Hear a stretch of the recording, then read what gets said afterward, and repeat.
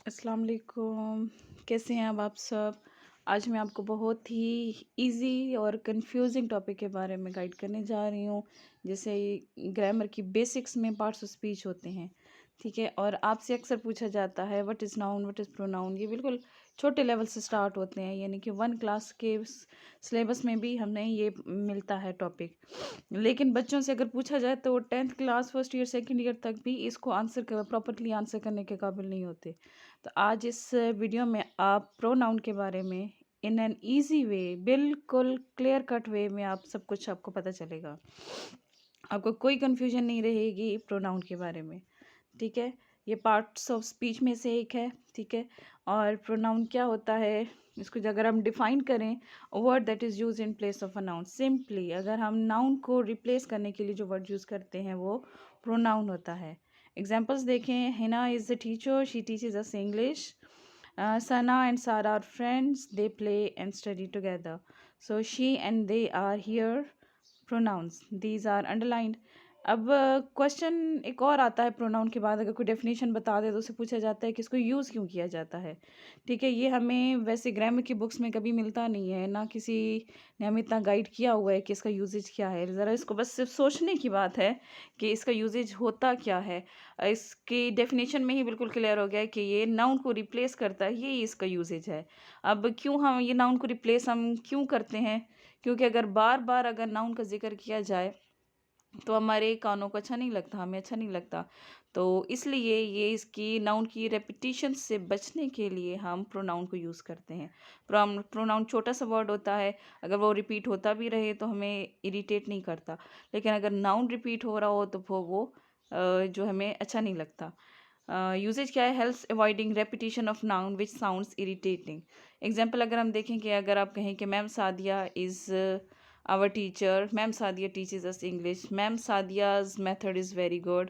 सो अगर ma'am Sadia again आप repeat करेंगे तो ये फिर sounds it won't be sound good, ठीक है? ये हमें अच्छा नहीं लगेगा, वो इरिटेट करेगा बार बार जब हम नाउन को इस्तेमाल करेंगे। इसलिए हम इसकी जगह शी लगाएंगे तो शी हमें एक्सेप्टेबल है, वो इतना इरिटेट नहीं करता। कि ये तो था इंट्रोडक्शन अबाउट प्रोनाउन। आगे हम देखते हैं इसके क्लासिफिकेशन पर्सन्स में। नाउन के 3 पर्सन्स होते हैं, इसको डिवाइड किया जाता है। आगे सिंगुलर प्लूरल में भी इसकी कैटेगरी है। फर्स्ट ऑफ ऑल तो मैं ये माइंड में रखें कि पर्सन जो है वो 3 हैं, फर्स्ट सेकेंड एंड थर्ड है, ठीक है? इसमें आप फर्स्ट पर्सन को कैसे माइंड में रखेंगे कि आप फर्स्ट पर्सन आप खुद अपने बारे में बात करें। अगर आप सिंगुलर हैं तो आप आई इस्तेमाल करेंगे, और अगर आप लोग प्लूरल हैं, आप ज़्यादा हैं, तो आप वी यूज़ करेंगे, ठीक है? सेकंड पर्सन कौन होता है? वो जो आपके सामने बैठा हुआ है, ठीक है? आप उसके बारे में बात करते हैं। सिंगुलर में भी ये यू यूज़ होता है, प्लूरल में भी यू यूज़ होता है। और अगर हम देखें थर्ड पर्सन की, तो वो पर्सन जो ना आप हैं, ना आपके सामने वाला बंदा है, बल्कि कोई और है जो आपके सामने मौजूद नहीं है।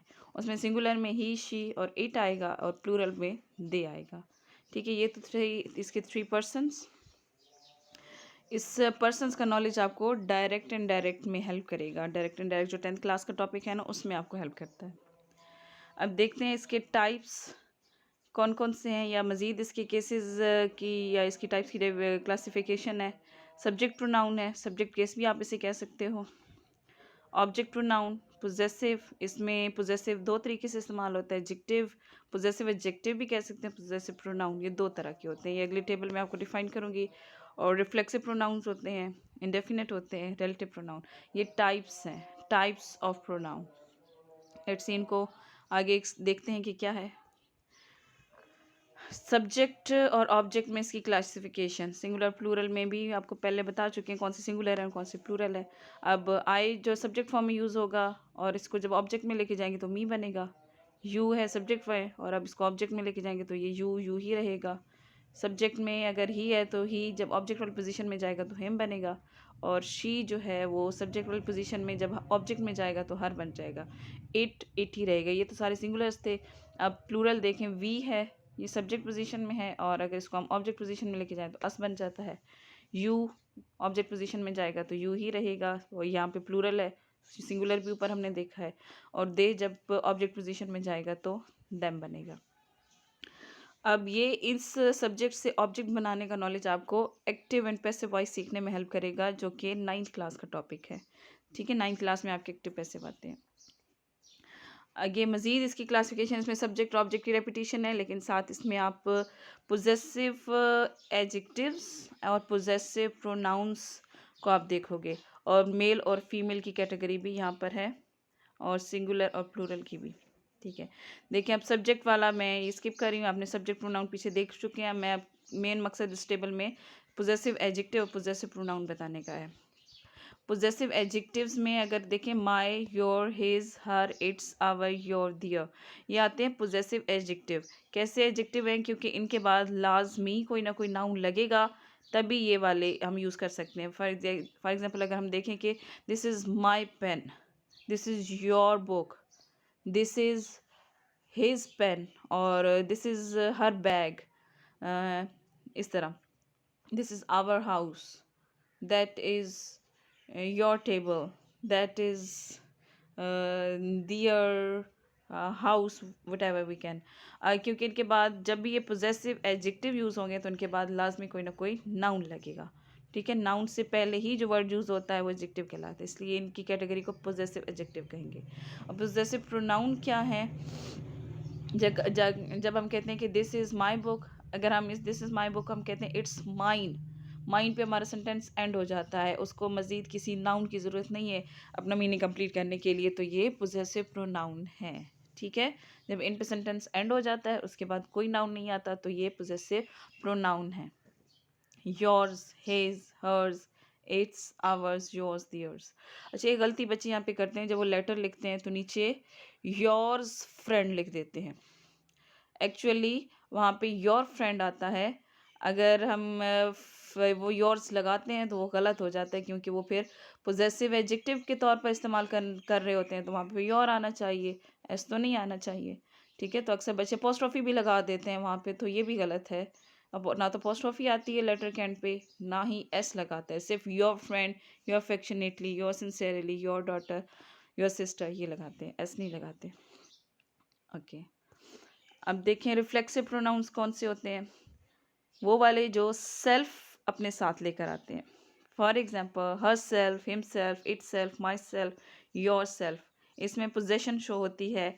सिंगुलर में सेल्फ लगाते हैं, प्लूरल में सेल्व्स लगाते हैं, देम सेल्व्स, आवर सेल्व्स और योर सेल्फ सिंगुलर में भी और प्लूरल में योर सेल्फ।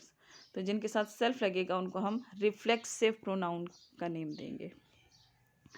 इंडेफिनिट प्रोनाउन कौन से होते हैं? इनमें someone, somebody, nobody, everyone, everybody, वो बंदे जिनके बारे में आपको 100% श्योरिटी नहीं है कि आप किन की बात कर रहे हैं, तो वो इनडेफिनेट कहलाते हैं। ठीक है, इनडेफिनेट मतलब you are not sure about something, कि आप किस चीज़ की बात कर रहे हो, तो उसमें जो ये प्रोनाउन नीचे एग्जाम्पल दी गई है वो इंडेफिनेट प्रोनाउन कहलाएंगे।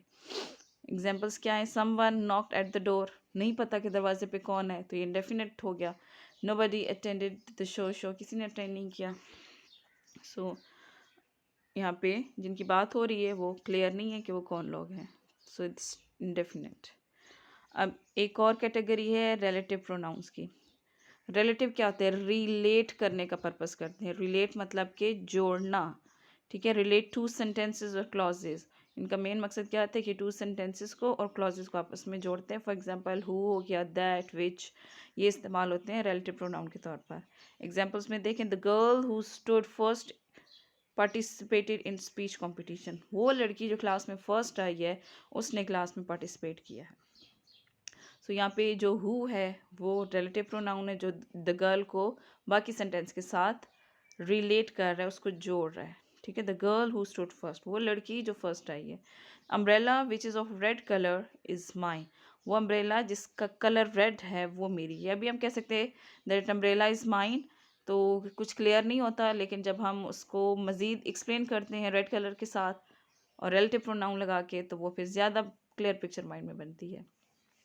सो ये तो था रिलेटिव प्रोनाउन, और उम्मीद है आपको प्रोनाउन के बारे में अब सारी कन्फ्यूजन्स ख़त्म हो चुकी होंगी। ठीक है, thank you so much. Subscribe करें प्लीज़, लाइक और शेयर करें इस चैनल को। ठीक है, कोई भी कन्फ्यूजन हो, किसी भी टॉपिक पे आपको लेक्चर लेना हो, तो आप मुझसे रिक्वेस्ट कर सकते हैं, मैं पहले उसको बना लूँगी। ठीक है, थैंक यू।